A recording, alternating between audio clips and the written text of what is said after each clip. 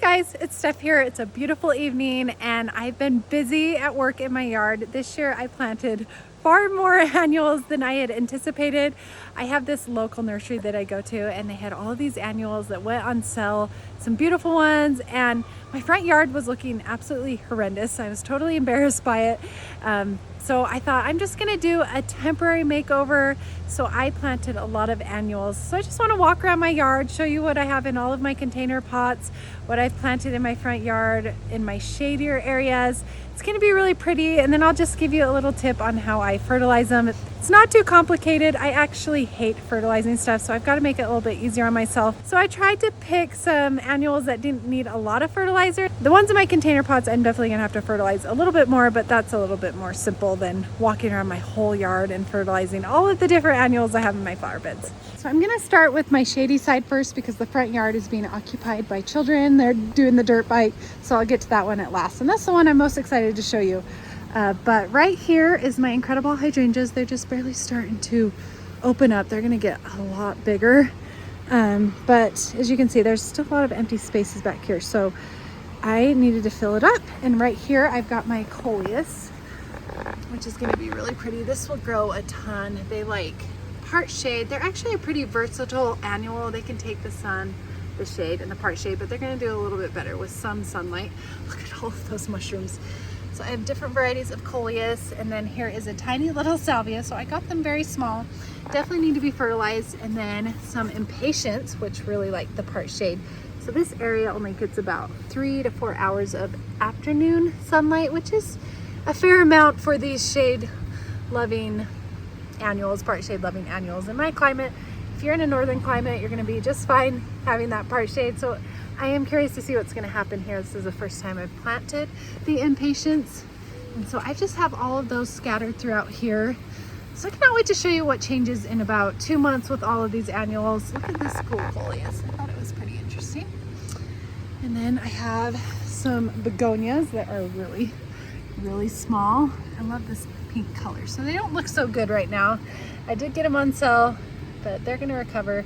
I'm not going to be putting any perennials on this side, so I can have annuals every single year. And then I've got my 2 climbing roses. I have a little climbing rose that's waiting to grow that's going to come up here. So I'm excited about it. So I kind of just made over this area. It was so messy 2 days ago. So I've been working really hard, and I've got a lot of awesome impatiens. I get to sit here and listen to that river, and begonias, and then hostas. Oh my goodness, what happened here? Probably a chicken. They've been just so... Okay, so this is another part shade area. It gets shade about 12:30, so it's gonna be perfect for all these annuals. I just planted these yesterday. Look at the color of this one. It's going to be stunning. And then the impatient with that pink. I've got some white impatiens in here. I actually don't. They're all pink impatiens, and then some white and pink and light pink begonias. But I love the texture of the begonias. Look at those leaves. It's really cool. And I love pairing these with hostas. As you can see, I've got a lot of hostas throughout here. So this area is one of the most challenging flower beds in my entire yard. Not too long ago, I killed some red twig dogwood bushes. They were all over here. And so it's still quite root bound with all of those dogwoods. And so there's a lot of little roots, bigger roots. They're still trying to die off a little bit. It's getting better a little bit, but it also competes with my willows that are all along the river, and they are really water sucking trees. They love the moisture. Obviously, they're ones that go really great along the river. I wouldn't recommend planting them. I call them weed trees, but so this area, I'm definitely gonna have to water my annuals in here a little bit more than my other areas just to make sure they stay moist. I do not want them to suffer and be stunted from drying out. So definitely gonna be watering this area once or twice a day. If you don't want to water as much, you can definitely put mulch around all of these plants. It will retain that moisture a little bit better. It will definitely help with the weed control. I just can't get to it this year. Normally I try to, but there's just been too many transitions going on with our lives. We're starting this business, and so it's just been kind of crazy. I do think things will settle down a little bit, and next year that will definitely be high priority. Thankfully this year has been a little bit cooler and I haven't needed it as much. Right, the evening is getting that beautiful glow. But right here I have some sweet alyssum. This just loves my climate. It went crazy last year. I wish I had a picture to show you what it looked like last year. I just kind of left it in here. It handled a lot of chickens stepping on the plant, or even humans, a lot of my kids' sports balls and everything, and it would bounce back and recover.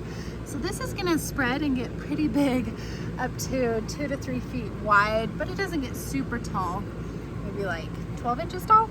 So I have one right there. This is one that came back from last year.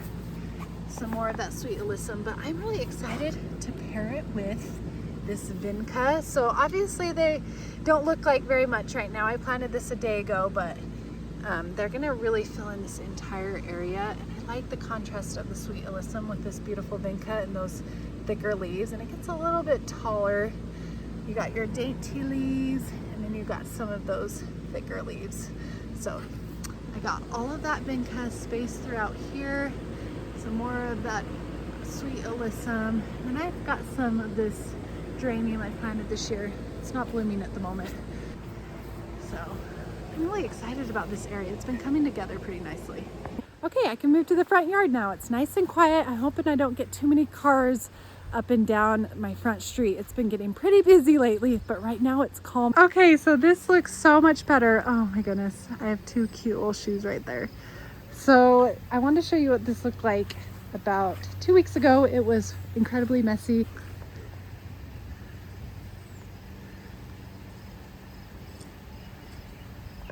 Despite some of the dirt right there, it's all wet. I was gonna blow it off. Doesn't this look so much better? Okay, so we had wanted to take out this grass for a long time. No matter what we did, the grass just always looked like it was dying. And so right here, I just want to give you a full shot. And then over here, I've got a bunch of annuals, and I planted these about a week and a half, 2 weeks ago. So they're finally starting to take root, and I will just walk around and show you what I grew on my own and what else I have going on in here. So this area is a full sun, south facing side. So these annuals love the heat, and they're a little bit more drought tolerant as far as annuals go, but they still need to be watered, and they don't need as much fertilizer. So this area is going to be a little bit more easy to maintain. So I'm going to be remodeling this front yard. I've kind of ripped every perennial out that I had in here. We're going to be changing the layout. We're going to be putting brick pathways in here. We've got to change the sprinkler system. There's nothing to look at yet, so I'm not going to show you that. I'll wait for that when that starts to happen. So that's why I'm just putting annuals in here. It's just a temporary fix. I had to take a little break. We had an incredible windstorm again all night and last night when I was trying to do this video. I do hope to get this front yard project started next year and hopefully finish the following year. We'll see how it goes. Okay, so I'll start on my southwest side. So right here I have my hyacinth bean. It's been in the greenhouse and it's putting on some new growth. It did go through a little bit of transplant shock because I didn't harden them off. But vines here, they want a lot of fertilizer, so I haven't done that yet. I'm gonna start doing that. And then it's gonna start getting warmer finally. We've had the coolest, most weird spring ever. And so it's gonna start, a lot of these heat-loving annuals will really start to take off. And then I've got some sweet alyssum. Got some purple right here, some white, and another one over there, another one over there. So it's just gonna be a mass of alyssum right here. And then it's gonna be nice because it will transition into those part shade annuals. And then I've got some petunias right here, kind of like this limey green. To be quite honest, I'm not a huge lover of petunias, but I did like this color.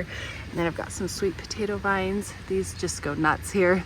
They'll take over this whole area. I'll probably have to trim them back because they'll want to take over this entire area. Also, they grow like crazy. So this is what I grew in the greenhouse. This is my amaranth. I do have a few bugs getting to it, but it's gonna be fine. And they are doing really good. Oh my goodness.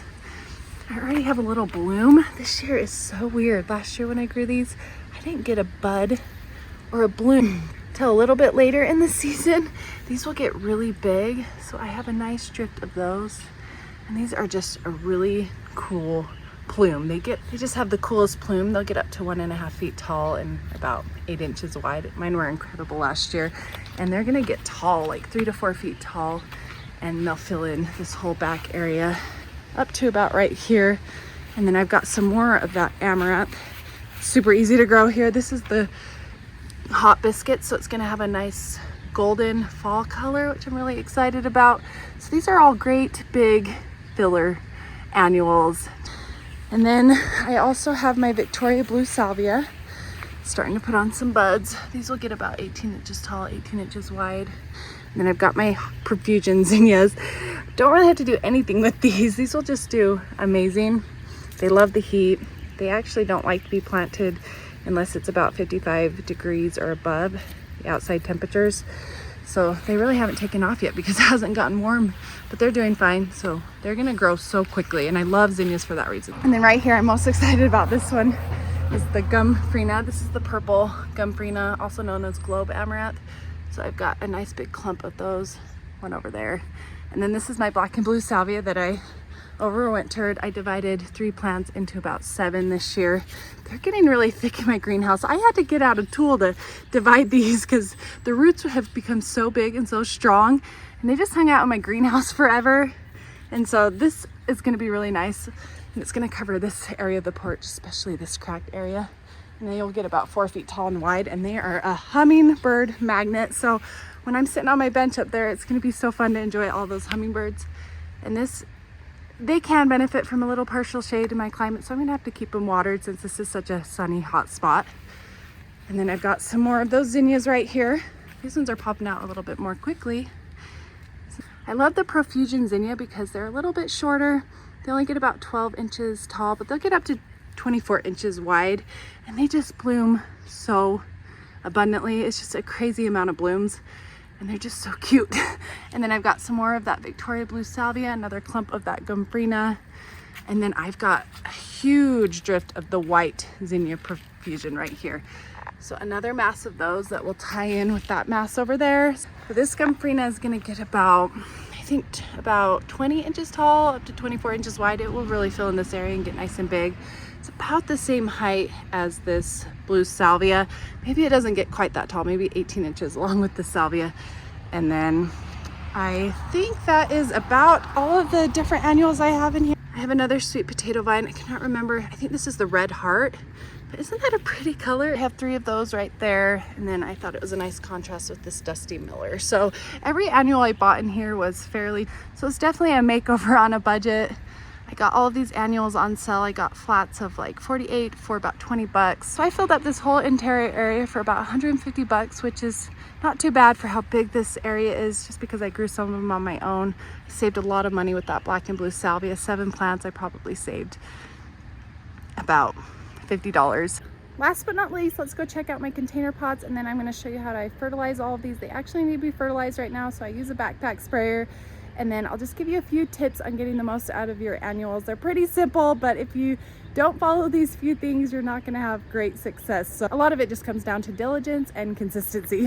All right, I'm gonna move up by my bench where I hang out all the time. So right here, I have some coleus. This area is getting hardly any sunlight, so I've got my shade-loving coleus. It does get a little bit throughout the day, but not a lot, just because it's under this gable.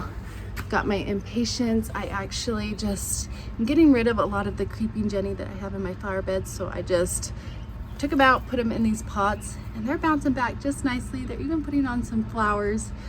So that's going to be a really cute pot once it fills in. It's already super cute. And look, my coleus is getting a little bud. Got some more coleus. I got packs of 8 for like $4, so I have a lot of coleus all over. Some more of that creeping Jenny. This will get big, so let me put one of them in there. This is a really small container. And then some more of that coleus. I just wanted a lot of coleus this year. I'm on a coleus kick. So this area does get a little bit more sunlight. So I've got this, oh my gosh, I cannot remember what this one's called. But this is a crawler, so this is gonna crawl into probably these pink impatiens. Another smaller container. This one dries out a lot more quickly. I'm gonna have to water this because this is where it gets a little bit more sun. So they're really cute. So I have this lotus vine that I'm gonna put in a hanging basket. I'm just gonna solo plant it. Look at how cool that is. And it's gonna get big, but look at those parrot type flowers. It's my first time growing it. And this is my back porch where my beautiful pergola is. My husband built this last year. And so I have lots of containers out here. This is gonna be so fun because I'm gonna have so many annuals, so many blooms all summer long. So I've got some vinca, and then I put in a basil right here for some foliage, and it's gonna smell good, and it's by my kitchen, so I can cut and cook with it. We'll see if that actually happens. And I have another bit of that silver foliage trailer right here. And then this is the Nicotiana tobacco plant. It's lime green. This will be my height, and it gets pretty tall. It'll get up to 18 to 24 inches tall. So the vinca is a little bit shorter.